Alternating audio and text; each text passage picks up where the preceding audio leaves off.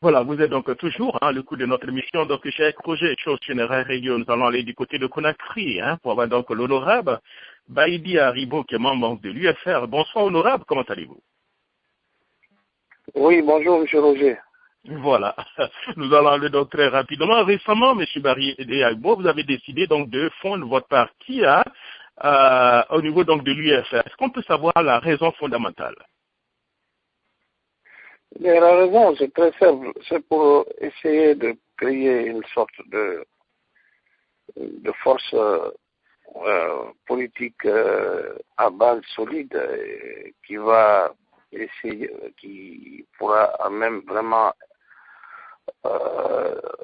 demain non seulement travailler dans le sens de mobiliser nos militants pour un même objectif, mais mieux que ça, c'est pour permettre quand même à notre ensemble politique devenu un seul bloc, de mieux s'ériger comme la première force politique du pays sur sa capacité de transversalité et de consensualité. Donc aujourd'hui, nous sommes sur cette voie. Nous pensons que avec l'allure que l'UFR est en train de prendre, puisque ma tournée en forêt tout récemment m'a montré que l'UFR est l'unique parti qui est implanté sérieusement dans la forêt, c'est-à-dire dans la région forestière, et vraiment qui a des militants et des sympathisants qui sont des autochtones de cette zone, et l'UFR aujourd'hui est devenue la première force politique de cette région. C'est un exemple que je donne. Donc, en fait, notre fusion va dans ce sens-là. Deuxièmement, nous sommes tous de l'obédience socio-libérale.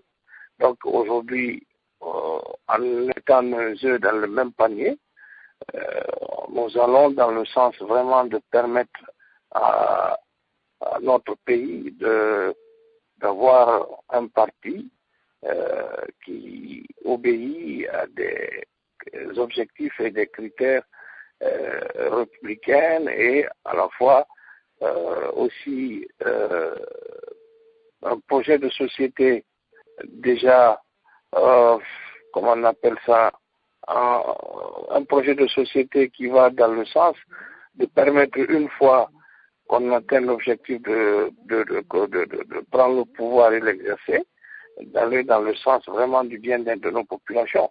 Donc il y a pas mal de choses à l'intérieur de cette fusion qui sont vraiment des bonnes choses qui permettront vraiment aujourd'hui à notre conglomérat politique en Guinée. Quand je dis conglomérat, je veux dire par la classe politique, à avoir vraiment un parti qui porte vraiment les vrais idéaux de démocratie et de liberté. Voilà, merci beaucoup, M. Baïdi Haribo. Donc, l'UFR, aujourd'hui, la troisième force politique. Alors, pour les élections présidentielles, votre parti avait demandé à son allié donc de faire donc une alliance afin donc d'aller aux élections, c'est-à-dire une candidature unique. Vous êtes penché un peu sur ça, mais au niveau donc de l'UFDG, je crois que pour eux, ils pensent que la candidature unique n'est pas du tout à l'ordre du jour. Alors, comment vous allez faire pour arriver au deuxième tour, tout en sachant que l'UFDG est la deuxième force? Non. Il faut repréciser les choses. L'UFR n'a pas demandé la candidature unique. L'UFR n'a pas imposé le problème de candidature unique. Il faut que les gens évitent de faire l'amalgame. L'UFR, le débat sur la candidature unique a été porté par la société civile dans le débat politique, en disant que si l'opposition veut gagner réellement contre Alpha Condé en 2015, qu'elle soit unie, et une fois unie, les partis d'opposition se mettent ensemble pour présenter un candidat unique qui permettra de transcender les problèmes de leadership. En ce moment, tout le monde sait à partir de cet instant que tous les militants de l'opposition aujourd'hui doivent travailler en fonction de cette alternative. Nous, on a trouvé au niveau de l'UFR que c'était une bonne stratégie. Mais nous avons dit à tout le monde, pas seulement à l'UFDG, mais à tous les partis d'opposition, que nous pensons que c'est la meilleure stratégie. Parce que qui connaît le pouvoir en place et sa capacité à truquer les élections, comme ce qu'on est en train de vivre avec cette situation de chronogramme, il se cache derrière cette situation une volonté manifeste d'Alpha de truquer les élections en 2015. Maintenant, l'UFR s'est dit prêt à discuter cette stratégie avec l'ensemble des partis politiques de l'opposition.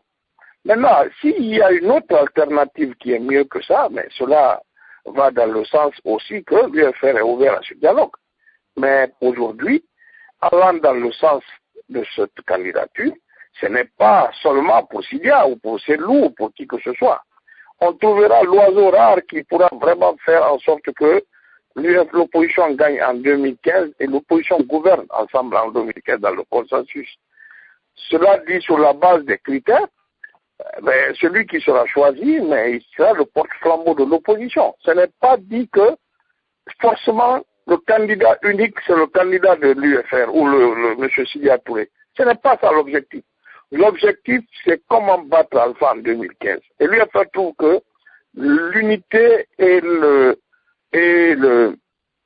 consensus de l'opposition autour d'un leadership est le meilleur moyen et la meilleure carte à jouer. Maintenant, si d'autres pensent qu'ils sont mieux placés pour gagner contre Alpha en 2015, ben putain, si on est en politique, chacun a son choix, et cela ne remet pas en cause, en fait, notre unité. Il n'y a pas d'animosité entre l'UFDG et l'UFR, il n'y a pas non plus d'inimité entre nous. Chacun vraiment y travaille dans le sens de gagner ou d'aider l'opposition à gagner en 2015 parce que notre, comment on appelle ça, les perspectives pour la Guinée en dépendent. D'accord. Alors, M. Baïdi, bon, si je comprends, puisque vous êtes de l'UFR, hein, en quoi M. Sidia Touré a les meilleures chances donc de battre le président Alpha Condé que M. Selou Dalen? Pourquoi, selon vous? Bon, écoutez, ça, je pense que les deux candidats sont mieux placés pour battre Alpha. Comme je vous l'ai dit, il ne s'agit pas forcément de Sidia ou de Talen. Il peut être Kouyaté, il peut être Baoui, ça peut être Mokhtar Diallo, ça peut être si vous voulez Faya, tout le monde. Il suffit d'avoir une stratégie commune, un objectif commun, et puis mieux mettre nos moyens ensemble, moyens humains, parce qu'il s'agit de contrôler tous les bureaux de vote sur l'ensemble du territoire pour éviter qu'il y ait des bourrages d'urnes comme ce qu'on a connu en 2010 et 2013. Il s'agit de mettre nos moyens financiers ensemble pour que vraiment nous puissions impacter sur les, comment dirais-je, des élections, pour que vraiment nous puissions mieux gérer toute cette stratégie de trucage que le pouvoir en place veut mettre, le pouvoir en place veut mettre au sein de ces élections. Maintenant, cela dit, aujourd'hui, quoi qu'il arrive, l'UFR aura un candidat, et c'est M. Sidia Touré. Tout le monde le connaît. Déjà sur le plan national et international, il est connu. On n'a pas besoin de le présenter. Aujourd'hui, c'est le candidat de consensus le mieux placé pour gérer ce pays sans qu'il y ait aujourd'hui sans qu'il y ait des atténuements ou peut-être même sans qu'il y ait des problèmes de conflits communautaires comme ceux qu'on est en train de vivre maintenant. Mieux que ça, M. Sidia est transversal. Je viens de la forêt, je vous dis que c'est le seul candidat qui est accepté là-bas par les autochtones c'est-à-dire sans condition préalable. Parce que non seulement il croit en lui en tant que leader politique, mais il pense qu'il a la compétence nécessaire et réelle de sortir le pays de la situation économique négative actuelle. Alors, mieux, on pense qu'il est le candidat national par excellence à cause des attributs subjectifs qui l'entourent par rapport à la minorité ethnique d'où il vient, par rapport aussi au fait que son parti n'est pas caractérisé comme un parti ethnique, mais mieux, il est quelqu'un qui vraiment a les compétences nécessaires, la vision et le management nécessaire pour au moins sauver la Guinée. Et c'est pour cela qu'on dit de lui qu'il est la solution de la Guinée. Voilà, la solution donc de la Guinée. Revenons donc à l'actualité un peu politique ces derniers temps, hein, marquée par le chronogramme des élections présentées par la CENI. Vous êtes un démocrate, hein, il y a eu donc un vote au niveau de la CENI. Hein. La CENI a décidé donc de aller aux élections présidentielles avant les élections communales. Alors, quelle est un peu la position donc de l'UFR? Non, écoutez, tout ce qui s'est passé là-bas, c'est des manipulations à l'intérieur de la CENI, c'est visible. Le président Condé, avant le programme de la CENI, avait déjà adossé la couleur en France. Mais cela dit, tout le monde sait, moi j'ai dit aux gens que nous savons que les élections présidentielles doivent se tenir en octobre, deuxième quinzaine, c'est la Constitution qui est claire. Mais moi, c'est la mauvaise foi manifeste du pouvoir en place qui m'a choqué dans cette affaire et qui a mis la CENI sur cette voie-là. C'est-à-dire, une fois qu'on est sorti des législatives, on a demandé à ce que les accords conclus par le dialogue, au cours du dialogue, soient mis en place, c'est-à-dire que toutes les institutions républicaines qui devraient être des institutions caractérielles pour les élections à la Cour constitutionnelle et les autres devraient être mises en place. Cela n'a pas été fait. Deuxièmement, on avait dit à la CENI, à la sortie de cette situation des législatives, de tout faire pour que le problème de recrutement de l'opérateur, le problème de recensement, le problème de nettoyage, tout ça soit mis en ingrédient pour ne pas que le temps nous tienne rigueur, comme on a tout. Mais, dans cette affaire, ils ont sciemment fait de retarder les choses pour qu'on tombe dans une situation de délai constitutionnel qui feront que il faut refuser de ne pas entamer les présidentielles pour ne pas tomber dans la vacance du pouvoir. Parce que le pouvoir actuel sait manifestement, je dis bien, que les populations actuelles ne veulent plus entendre parler d'eux. Donc, les seuls moyens de maintenir le pouvoir là, après 2015, c'est truquer les élections. Et pour ça, ils ont besoin des agents d'autorité, c'est-à-dire les préfets, les sous-préfets, les chefs de quartier et les présidents de délégations spéciales qui sont en place depuis belle lurette dans l'illégalité et dans l'illégitimité, puisque c'est les instruments de vol.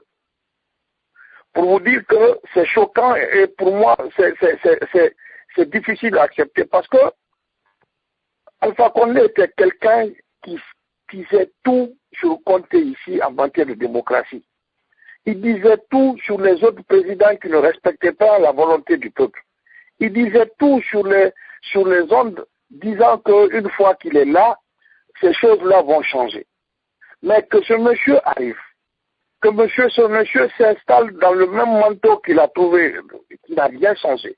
Que ce soit la réforme de l'État, que ce soit la réforme de la démocratie, que ce soit la capacité vraiment à engager les vrais problèmes du pays et à satisfaire la demande nationale. Rien de tout ça là.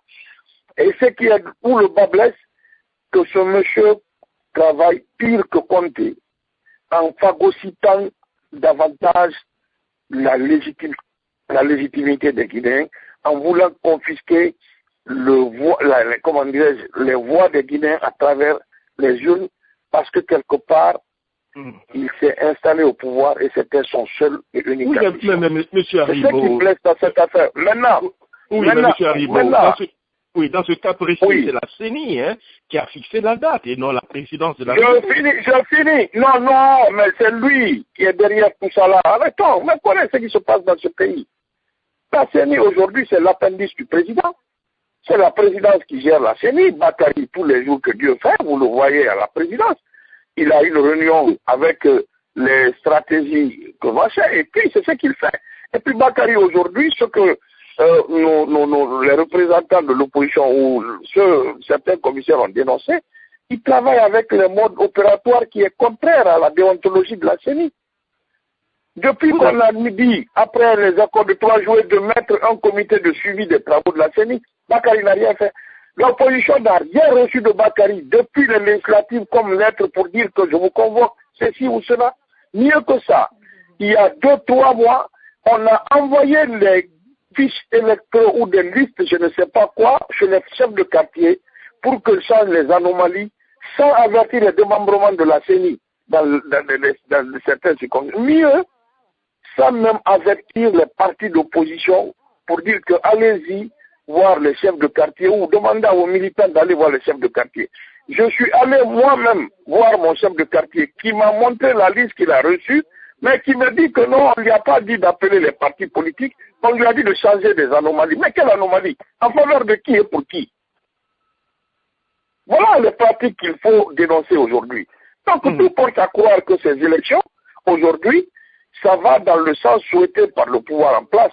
Et honnêtement, la vérité c'est que les Guinéens doivent comprendre que leur seule arme pour ne pas que le pays tombe dans l'instabilité, c'est les urnes. Personne ne doit confisquer ça pour eux. C'est ça la démocratie. L'opposition se bat aujourd'hui, c'est vrai, pour que le pays progresse en matière de démocratie et de droits de l'homme. Mais nous le faisons pour les Guinéens. Il ne suffit pas de dire les leaders. Les leaders ne sont rien que des Guinéens. Vous tous qui êtes à l'étranger, vous tous aujourd'hui qui êtes Guinéens, vous êtes concernés par ça. Puisque si le pays ne marche pas, c'est parce que quelque part vous n'avez pas les dirigeants que vous voulez. Mieux que ça, vous n'avez aucun moyen de sanctionner les dirigeants. Oui, mais M. Baïdi Aribobo, vous avez parlé de la présence de M. Bakary Fofana à la présidence, mais aussi la presse avait annoncé aussi votre présence aussi à la présidence pendant 2 ou 3 reprises. De quoi avez-vous parlé? Non, ce n'est pas la même chose. Non, c'est pas la même chose. Moi, aujourd'hui, je ne vais pas en réunion à la présidence. Moi, je ne vais pas m'asseoir pour parler des élections à la présidence. Quand je vais à la présidence, c'est bien que j'ai été, mais c'était sur une convocation. Parce que quelque part, il y avait un problème qui était lié à mon leader. Et on m'a dit de venir parce que, quelque part, on voulait voir clair dans cette affaire de présence militaire autour de Syria. Donc, les gens, le président m'a dit au téléphone de venir le voir. Et je suis venu, on n'a pas débattu de la question. Et bien, c'était autour de ça. Mais la présidence n'est pas mon lieu de refuge ou mon lieu de passage tous les jours. Mais nous, on le sait. Mais mieux que ça, c'est que aujourd'hui, sachant que en perdant les communes, puisqu'ils savent qu'ils ne vont rien gagner dans ce pays, ils n'ont plus les moyens de voler. C'est pourquoi ils ont retardé le dialogue. Ils ont mis, comment on appelle ça, les freins nécessaires pour ne pas qu'on organise les communales dans les délais impartis, pour qu'on tombe dans une situation de l'aide difficile. Et puis, M. Roger, honnêtement, je vais vous dire quelque chose qui me fait mal le plus. C'est que la Guinée est le seul pays aujourd'hui, à l'instar des pays de la sous-région, même les pays qui sont sortis de la guerre, dont le processus électoral jusqu'à présent est au stade des problèmes élémentaires d'une démocratie. Fichiers, recensement, trucage, on dirait, c'est-à-dire que les Guinéens n'ont pas idée qu'à chaque fois l'histoire se répète, et ils n'ont pas à s'en prendre à quelqu'un d'autre, ils doivent s'en prendre à eux-mêmes. D'accord. Là, oui, vous avez des pays aux alentours aujourd'hui, franchement, les leaders ne se disputent plus par rapport à la CENI, par rapport au processus, par rapport au truc. Les élections sont programmées à temps, les recensements sont faits à temps, et puis les gens cherchent à respecter la volonté qui sort des urnes. Mais pourquoi chez nous, les gens aiment vraiment phagocyter tout ça là? Depuis l'histoire des temps en 58, On arrive au temps de compter, c'est les mêmes choses. Oh, Monsieur Alberic, puisque nous sommes nous sommes en train d'aller dans l'impasse, hein, qu'est-ce qu'il faut faire actuellement pour sortir un peu, on peut parler des crises, hein, pour sortir des crises maintenant, Monsieur Alberic? On est dans une situation, non, mais c'est très simple, on est entre nous, on peut s'asseoir sur la table, discuter, on a encore le temps d'organiser les élections communales. Mais si sans les élections communales, il est hors de propos pour l'élection présidentielle, à date. Allô? Allô? Oui, allô? Ah, ok, d'accord. Maintenant, il faut ouvrir un dialogue avant qu'il ne soit trop tard. Avez-vous confiance encore? Déjà, l'opposition a pris des mesures conservatrices. Pour le moment, allô, vous m'entendez? Nous vous entendons, oui. Oui, pour le moment, nous avons dit ce que nous devons faire. Mais nous attendons à ce que ceux qui doivent comprendre que la situation s'annonce difficile pour le pays viennent vraiment mettre de l'eau dans le vin pour que chacun se retrouve. Autrement, si ça continue comme ça, ce ne sera pas bien pour le pays. Merci beaucoup, M. Maria. Bon, avant de vous laisser certainement partir le dernier mot, hein, tout dernièrement, Canal+ avait présenté donc des vidéos, hein, où on vous a vu actuellement dans les vidéos, ou bien il y avait quand même quelques erreurs, parlant d'un coup d'État contre M. Lassana Conté. Est-ce que vous avez un petit mot, hein, un petit point à faire là-dessus? Vous savez, si vraiment c'est pas parce que j'ai du respect pour vous, j'aime pas parler de ces vidéos-là. C'est une histoire de 2004 qui a été... Non, c'est une histoire de 2004, je ne sais pas. Et puis mieux, Canal+ l'a fait dans un angle de communication qui est précis. Mais les Guinéens ont voulu en récupérer, surtout ceux de l'opposition, ceux de la mouvance, pour essayer de tirer à boulet rouge sur Baïdi Haribo. Ou de montrer que Baïdi est ceci ou cela, le caricaturer un mauvais gars, tout ça là. Mais ce que je peux vous dire sur cette affaire, c'est qu'il a révisité ce dossier pendant 2 ans pour conclure qu'il ne s'agit rien qu'un montage. Et nous qui avons fait la prison à l'époque, on a été blanchis par la justice. Et c'est par la suite que le président Conté, moi, m'a nommé ministre. Il a nommé le général Toto, chef d'état-major des armées. Maintenant, cela dit, si vous regardez très bien dans cette vidéo, vous voyez que M. Baïdi ne parlait pas.